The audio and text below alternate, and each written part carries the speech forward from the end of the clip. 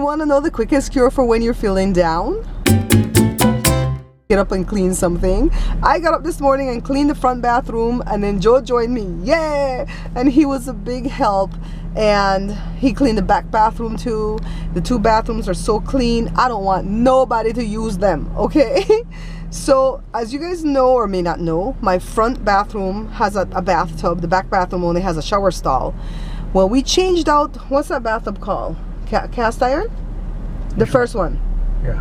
We changed out the cast iron tub because some part of it was leaking after being there a bajillion years. We put in this stupid fiberglass tub. The worst thing you could ever do. It broke, has a big crack in it. So I bought that tape that you see, as seen on TV, where the guy tapes up his boat with the tape. Well, let me tell you, I'm going to do a review on that tape, but I'm going to tip you guys off from now. The tape works. It works, okay? But it looks so ghetto in the tub. So Joe bought, is that a glue that you bought now? It's the same thing, but it's in the liquid form. Okay, so it's the tape again, but it's in liquid form. So Joe bought that, so we're gonna rip up the tape, put that liquid in, and see if it'll hold the tub together. So we had to like scrub it clean and all that good stuff. And then I moved the chest of drawers out of the back bathroom. Well, I only had one chest of drawer left. Put it back in my bedroom where my desk used to be. And because I did that, I had to kind of like go through my makeup to see what was good, what wasn't good. I went through all my jewelry, and I found a lot of jewelry that mommy gave me, and I was like, oh my God, brought me closer to mommy. I wasn't sad though. This my cousin Effie gave me. I don't know if you could see it. I'll show you later. Little dragonfly gold chain and thing. And so I put in this that I bought for myself, or some, I don't know, somebody probably gave it. Everybody gives me dragonfly because they know I love dragonflies.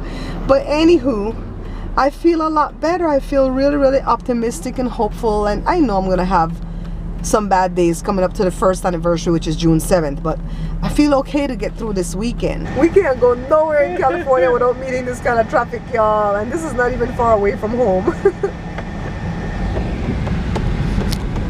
How you doing today? Pretty good. Pretty good? Pretty good. I don't win the lottery yet, but I'm still all right. I win the lottery, gonna be pretty good. When is that gonna happen? I don't like to hear when Joe tell me, when I win the lottery, we're gonna do this, we're gonna do that. Because my grandmother used to tell me that when we were younger. When I win the lottery, and she never won. My Uncle Les did it, he never won. And Joe's over here, when I win the lottery, I'm like, I don't want to hear it.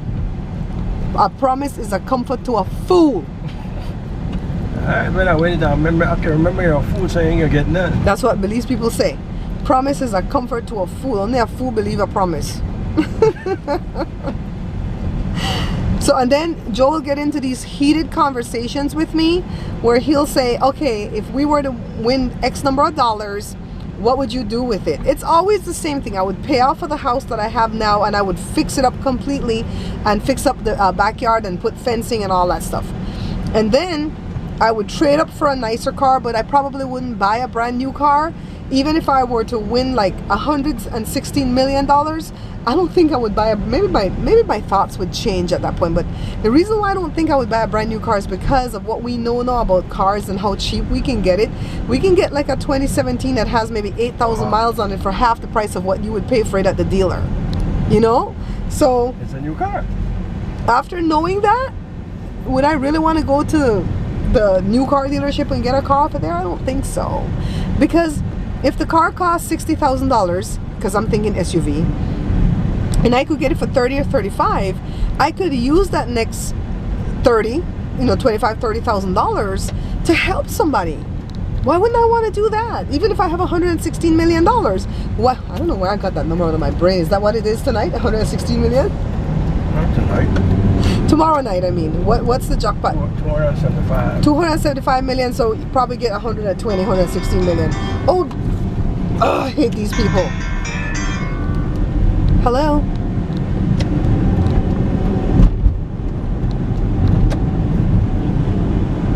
They can't even let a live person call you anymore so you can cuss them out. It's a damn bot.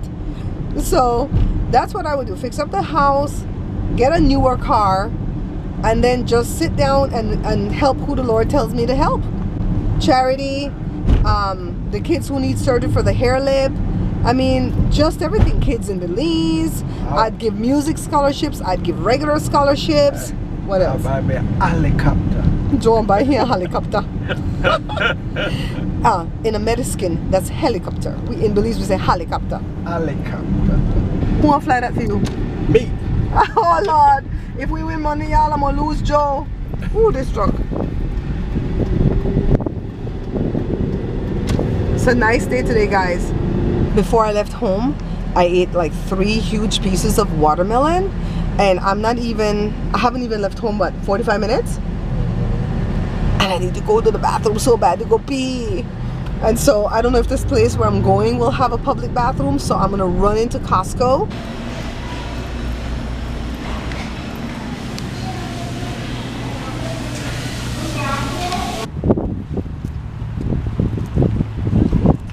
Thank God for the bathrooms at Costco, guys. I was able to go use the bathroom. And now we're on to the next leg of our journey.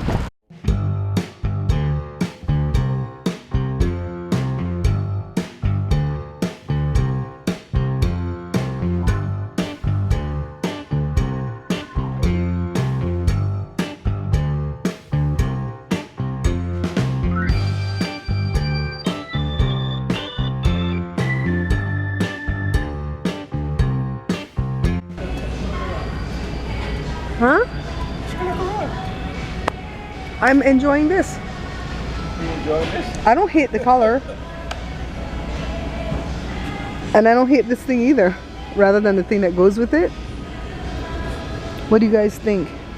That over there is a chair and a half. It's for one big person and a small person, or it's for one huge 600-pound person. This is the love seat. And I'm on the sofa.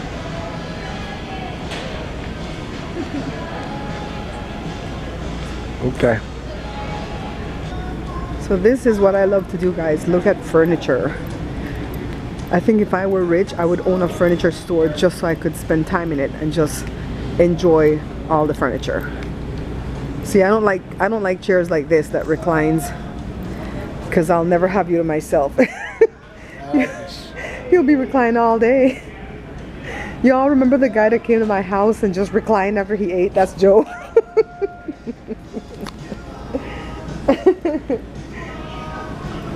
I don't like these things. I don't like what do you call this whole setup over here, Joe? Like these wall units? I don't like that. I don't like built-ins and stuff like that either, huh? 2100 for this. You guys like this one? We don't like the feel of this fabric. I like this. It's too smooth. It would send Joshua nuts. You know, my chair looks more like this. Joe, my chair at the house looks more like this.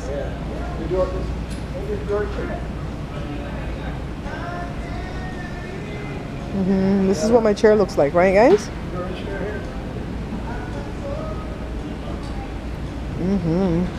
Well, I want to look at everything.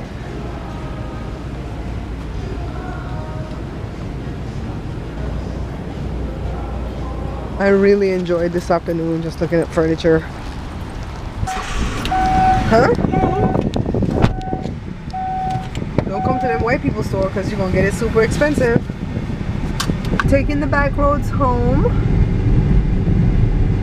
This is my little town. This is the unincorporated part of my town. We live more in the city part of the town. The area that we live in has been established for so many years that back in the olden days, like the 80s, only like the city council people lived in that area. Hoity-toity people, you know. I really don't think it's wise how they have that dog hanging out in the car like that. Mommy would say, if a car side swipes them, you know, that dog's gone. Or if your arm's hanging out there, your arm's gone. If you get side swiped. She would say, keep all your limbs inside the car, lock the windows. So, what if the dog decides to lunge from there? That's my meeting location where I meet my buyers, guys. And that dress is painted on. You look gorgeous. I feel momentum with you. Okay, so Nene Leaks. She is larger than life. But I felt like you were just being a regular girl. Right. Because I can't afford new furniture, you want to know what I did? rearrange the ones I have. So I want to tell you guys something that happened this afternoon. We got a phone call to the landline and we missed the call. So Joe went to go get the phone and we tried to scroll back the caller ID thingy, but on that cordless phone it's kind of hard to scroll back the caller ID. So when I finally got to the call, it seems like it's a number that I should know, but I can't remember who the number belongs to. When I call it back, it says that the caller is not accepting calls right now, or some foolishness. So it might just be one of these people that's calling to sell you solar or windows or whatever. So anyways, it bothered me so much that I should know this number that I went ahead and said, well, let me play my voicemail. So I dialed into my voicemail, which I very seldom do. I'm one of these people that never check voicemails, okay? And it started off June. It didn't say June of what year, so I assumed it was June of last year because I distinctly remember playing my voicemail sometime last year after Mommy passed away, because my Aunt Jenny said she had a voicemail from my mom on her phone and she saved it and she holds on to it and she plays it every now and then just to hear her voice. So I didn't have any voicemails from Mommy on my landline. And I remember distinctly because I was upset over the fact that I didn't have any voicemail from Mommy. So it starts off June 23rd, and I listen to a lot of just people trying to sell you stuff type voicemail. And then I get into July, like the ending, and I get 3 voicemail back to back from my friend Linda, the one that passed last year, October. And boy, that hit me in my heart. Hey Barbara, this is Lynn. She'll say, hey boo, this is Lynn, how you doing? You know, that's how she would leave a message. And she knew that I didn't play voicemails, but she always left a message anyways because she knew I was going to call her back. So I was like, okay, that one kind of hit me, and I played it for Jada. And then we get into October and there's a message from Mommy, and the message was like, hey, I called 2 of your phone numbers and you didn't answer any of them, so bye. You know, she sounded kind of mad. And she would get mad when I wouldn't answer any of my calls, but any of my phones. But sometimes I'd be on the machine at work. So I'm like, October of what year? Mommy was already dead by October of last year, so it can't be 2016. And then how is it anything but 2016? I've already played messages from 2016 from right after Mommy died, which Mommy died June. So I played early that year messages. And so I'm like, okay, so I listened to messages. There were 76 messages in there. Linda's message was number 14. Linda was born on October 14th. I was like, wow. Mommy's message was number 18. Now, there's a thing in my family about the number 18. My grandparents used to love that number. My brother was born on the 18th of February, Rory. My son Josh was born on June 18th. And so I've always had a really good connection with the number 18, and so has Mommy. But my sister has not had a good connection with the number 18, and she doesn't like the number 18. And so we used to always tease her about it. Ooh, it says 18. Ooh, we tease her.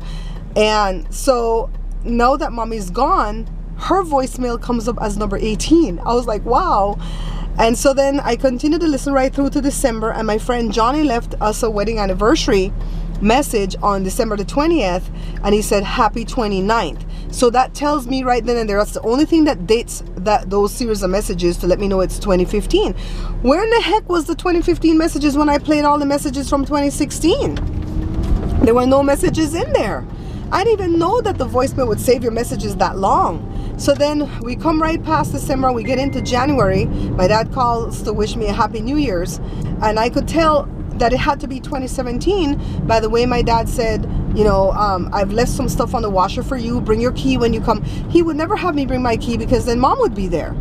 You know, so I'm like, this is 2017. So I listened to a few more messages right through to the end of February, and somebody left me a message saying the date again. So it was 2017. So the whole of 2016 got skipped because guess what? I already went through that and deleted all of them. So that's why there were no messages in 2016.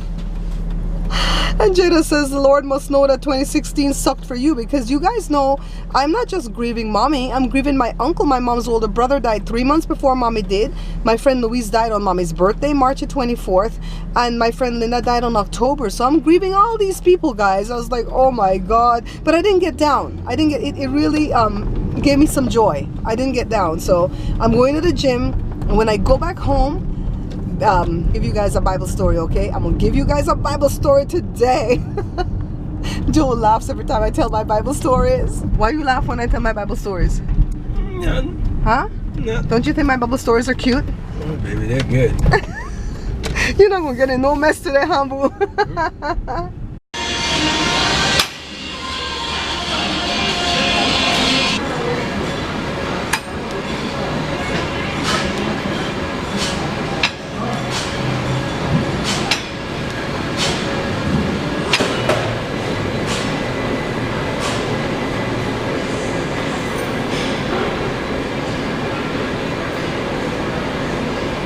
We just got back in from the gym, so let me get right into my Bible story because it's getting late. So this Bible story comes from the book of Job. I don't know if I'm going to get through the whole thing, but I'm going to give you guys some key scriptures to help you out today, okay? So I think, if I remember correctly from my Bible study days, I think Job is the first book ever written, because you know the Bible is not chronologically or whatever, right? Chronological. So anywho, that's not the important part. Let's get into Job. So in Job chapter 1 verse 1, they said, there was a man in the land of Uz, U-Z, I think that's Uz, whose name was Job, J-O-B. Why is it Job and not Job? You know what I mean? And that man was blameless and upright and one who feared God and shunned evil. That's very important. I want you guys to know that Job was a good man. He was a really good man. So anywho, there came a time when they went through what all, Job owned, that he was rich, he had the wife and these 10 kids, yada yada. That's pretty much chapter 1, because Job has like 42 chapters, so we're not going to go through all of that. So there was a day when the sons of God came to present themselves before the Lord, and Satan also came among them. And the Lord said to Satan, from where do you come? And so Satan answered the Lord and said, from going to and fro on the earth and from walking back and forth on it. So Satan is roaming this earth still, okay? And so he said, the Lord said to Satan, have you considered my servant Job? There is none like him on the earth, because Satan wanted to get a new soul. So God gave up Job on a platter. So Satan was like, man, I'm not going to mess with Job because you gave him so much. He's rich. He got all these 10,000 cattle, so many female, this female, what? Oxens, whatever. Is it oxens? Oh, oxen. He got 10 kids. He had 7 sons and 3 daughters. He got this wife. He got friends. He got everything going. You think he going to curse God? No, he's on the top. So God's like, no. I won't take my hand off of him and let you loose on him. And no matter what you do, I know my faithful servant Job is not going to curse me, okay? He's not going to walk away from me. So the Lord took his hand off of Job, and sometimes God will do that to us. He'll take his hands off of us so we could go through a test. Because sometimes when you're going through the test, that's when you get promoted. When you're going to get promoted on any job, you have to pass tests first, right? Or even in school to get promoted from one grade to the next. Graduation is on right now. You got to take a test so you can be promoted. So don't fear the test when it comes, because it's going to lead you to your promotion. So let's see the scriptures that I put aside. Job chapter 1 verse 6. That's just telling you when the sons of God came to present themselves to the Lord. And then 1:10, when Satan told God, have you not put a hedge of protection around him? That's how I pray for my children. When they're out, sometimes Joy is out on a date late or something, and I wake up worried about him, and to put myself back to sleep, I just say, God, put a hedge of protection around my son. And I just feel peace come over me immediately, and I feel like nothing can harm him at that point. So anyways, Job chapter 2 verses 4 and 5. When Satan started to attack Job, at first all his kids died. He lost all his cattle and everything else that he owned, and it was just like him and his wife. So Satan came back to God and told God to make Job sick. That's Job chapter 2 verse 4 and 5. Let me check it to make sure I ain't wrong. So Satan answered the Lord and said, skin for skin, yes, all that a man has he will give for his life, but stretch out your hand now and touch his bone and his flesh, and he will surely curse you to your face. So now he wants Job to get sick. So then chapter 2 verse 13, it shows that Job had some good friends, honey child.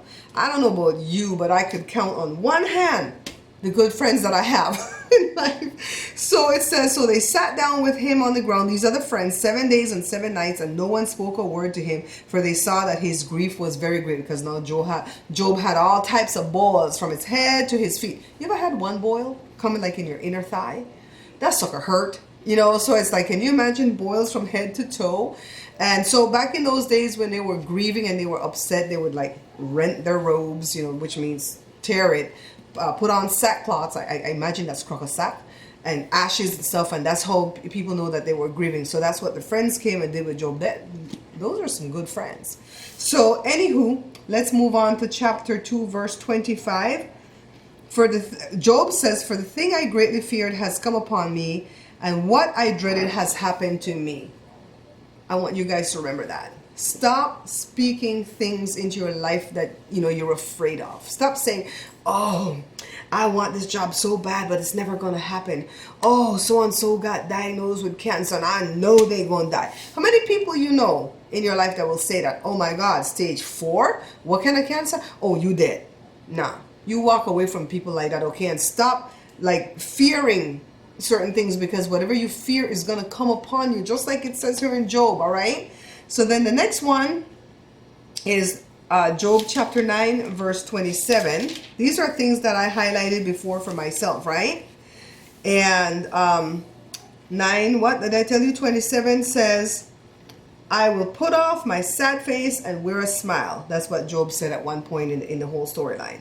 So that's what I had to do today. I had to put off my sad face, you know, from my grieving yesterday, and put on a smile. You know, I really had to make a conscious decision to do that after I broke down and cried yesterday morning. The next one is Job 22:28. I'm just going to skip ahead. So if you want to read the whole story, you guys can go on ahead and read the story. 42 chapters, I believe. It's going to take you 42 days if you do a chapter a day. It says, you will also declare a thing and it will be established for you. So whatever you speak, you claim. So just like I told you earlier, don't be speaking your fears. Speak the positive things. And that thing about speaking the fears, stop speaking about what you want people to forget about. You know, you may have committed some type of sin. You're ashamed of it. You already gave it up to God. God already forgave you. Well, don't be talking about it. Don't bring up stuff you want people to forget. You know, just remember that, all right? So then Job 23:10, it says, when he has tested me, I shall come forth as gold. Whoo, hunty. Let me tell you about gold. In order for gold to be pure and clean, and the prettiness that you find when, I don't have nothing gold on me right now, maybe the chain. It has to go through a smelting process, right? And to go through the smelting process, the heat is hot. So if you're going to come out pure as gold, you have to go through some fire, all right? Now, when you're smelting any kind of minerals like gold, silver, whatever, there's a foam that comes on the top of it that's called a dross.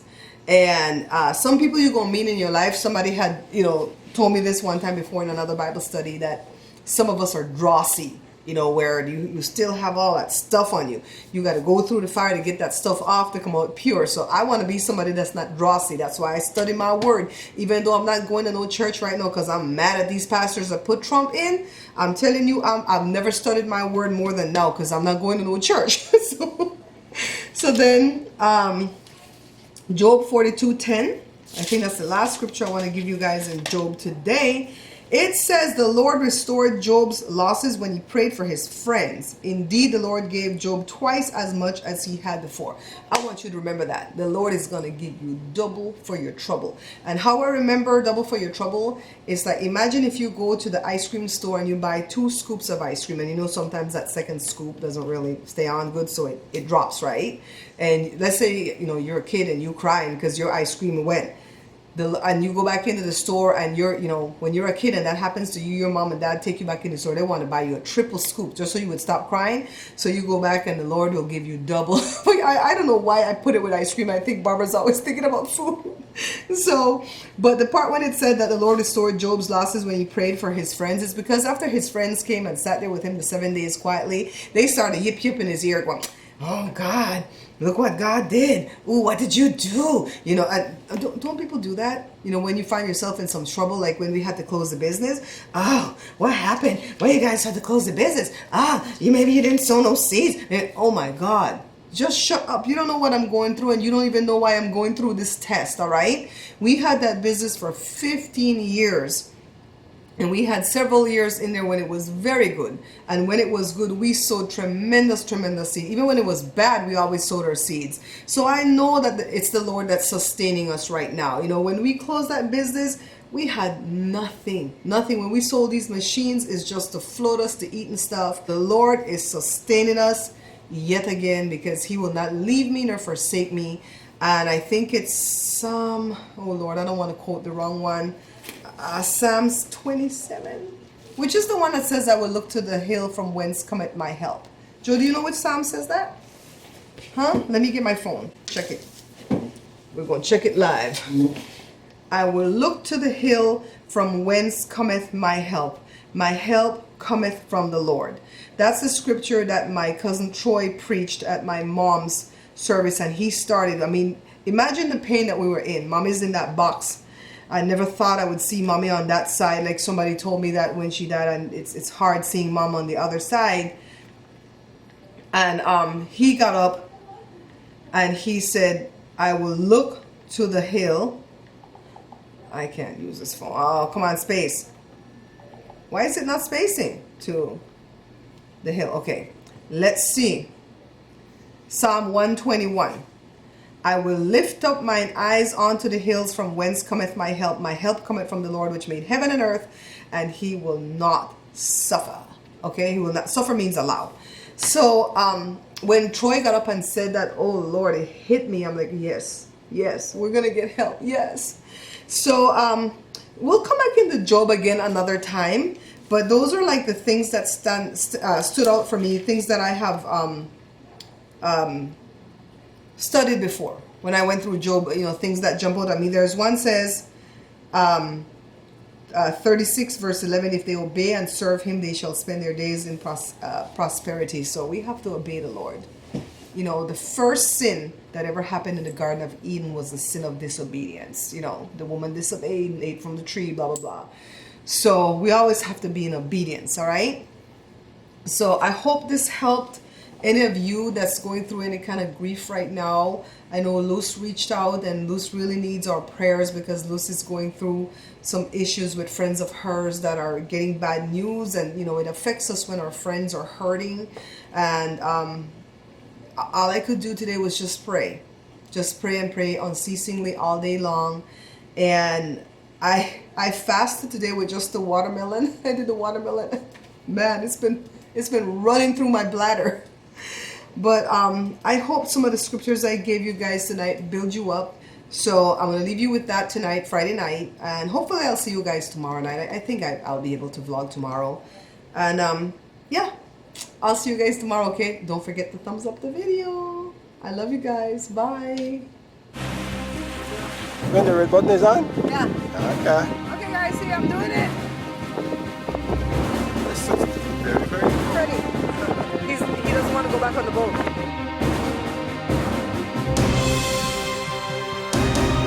Splash. What's the splash? Yeah.